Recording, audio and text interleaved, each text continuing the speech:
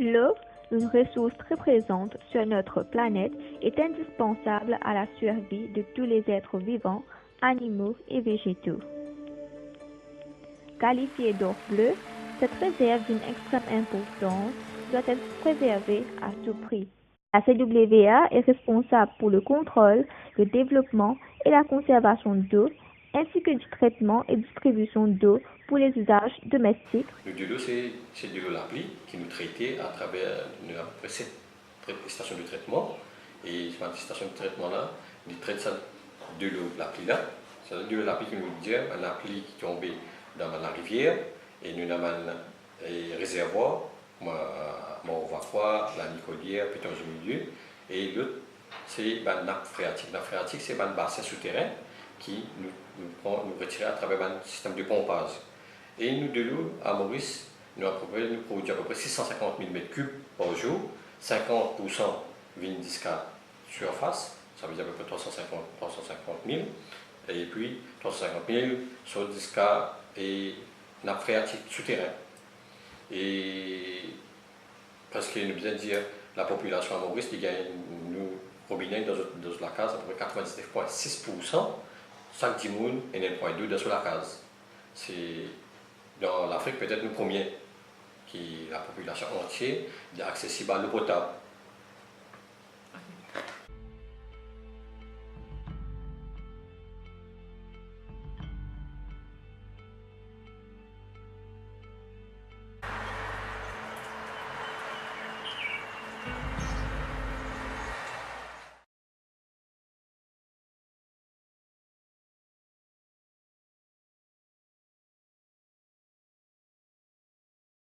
Oui, moi je veux dire comment on trouvait ici, ça c'est raw water, directement de l'eau depuis Maromaquois, qui vient dans nos fil. Et à partir de ça, il passe par un système de filtration. La filtration de l'eau. La première étape est le pré-traitement. Cette étape consiste au dégrillage de l'eau. Les gros déchets sont retenus. La clarification. Ce procès est indispensable pour les eaux de surface et les eaux souterraines.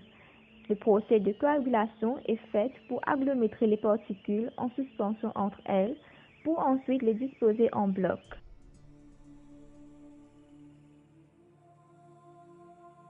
La filtration, cela permet de retenir les matières qui n'ont pu être piégées dans le procès précédent.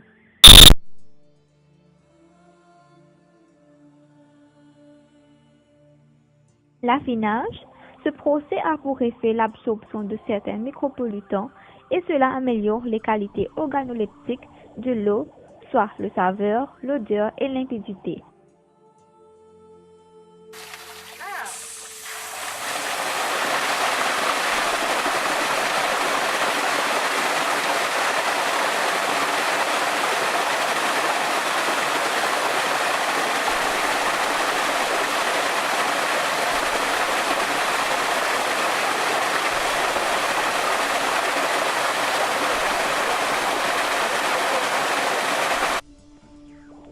La désinfection est l'étape la plus importante car elle a pour but de neutraliser tous les virus et bactéries.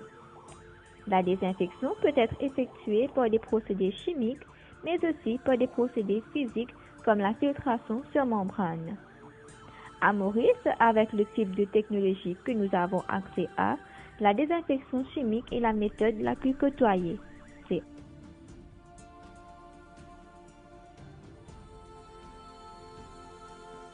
L'évapotranspiration est la quantité d'eau transférée vers l'atmosphère par l'évaporation au niveau du sol et par la transpiration du plante.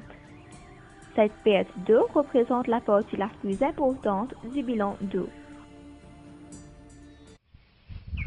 Plus de 60% de l'apport pluviométrique serait dissipé par l'évapotranspiration.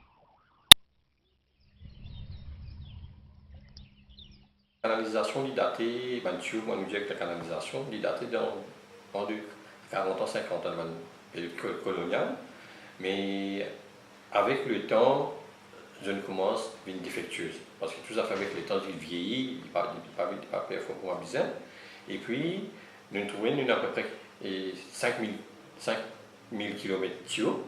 Là-dedans, nous finissons d'identifier à peu près 1600 km qui nous besoin changer. Là, pour l'année financière 2016-2017, nous pensons pour à peu près 180 km.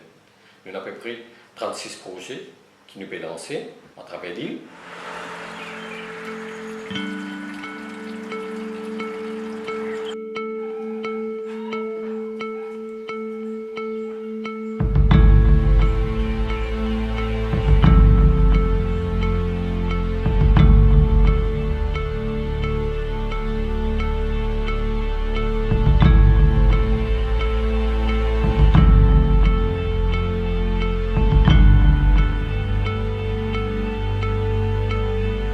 Le coût du remplacement de ces tuyaux est un aspect qui n'a pas été laissé derrière. Tout nous bâtissons sur une 200 ans, ça coûte nous dans les 12 milliards de roupies. Mais le gouvernement paye finance à peu près 3-4 milliards de roupies pendant les 3 années qui vont venir là. Mais entre-temps, nous aussi, nous prenons mal l'eau au gouvernement qui nous fait mal les projets. Mais ce projet gouvernement là, c'est pour nous top priority et c'est un projet qui nous finit uniquement sans voir. Ok, maintenant, nous pouvons faire.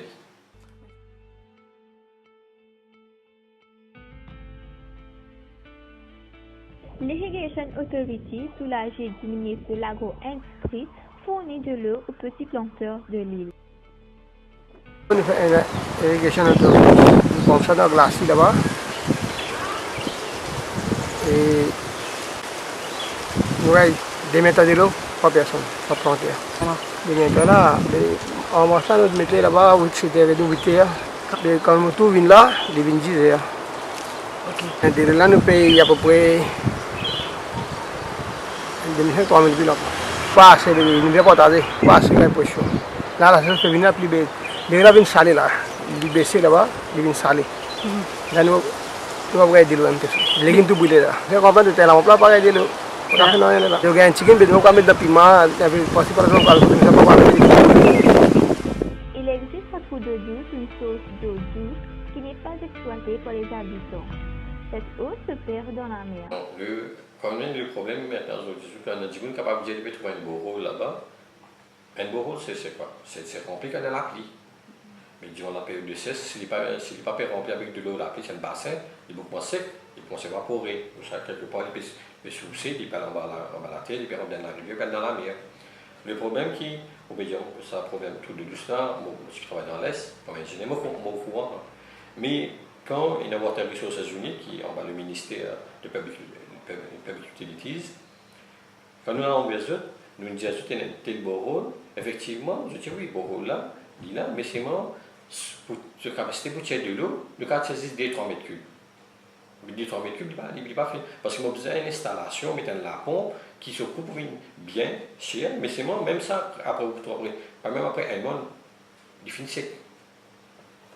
Alors, il y a un test qui se besoin de faire pour voir est-ce que ce borehole-là est vraiment rentable ou c'est pas rentable en termes de l'eau même.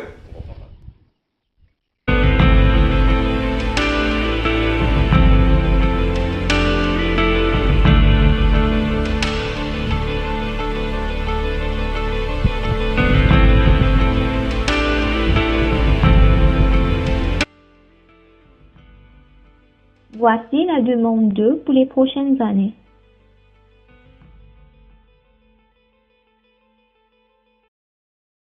Je connais qui de l'eau bien bouleversée, comment on peut dire, un dimanche qui peut servir en bas de 10 mètres cubes, il paye beaucoup, 55 roupies du pays.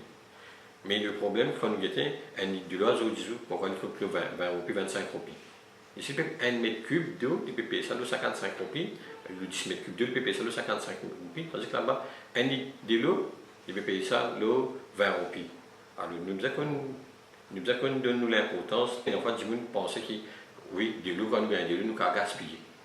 Mais nous avons servi à bon échelle. C'est ça mon message qui m'a passé, surtout avec, parce que, comment on peut dire, peut-être la Troisième Guerre mondiale, ce n'est pas la Troisième Guerre mondiale qui est à cause du territoire, mais peut-être à cause de l'eau même. Parce qu'il y a une ressource trop indispensable pour la survie de l'humanité.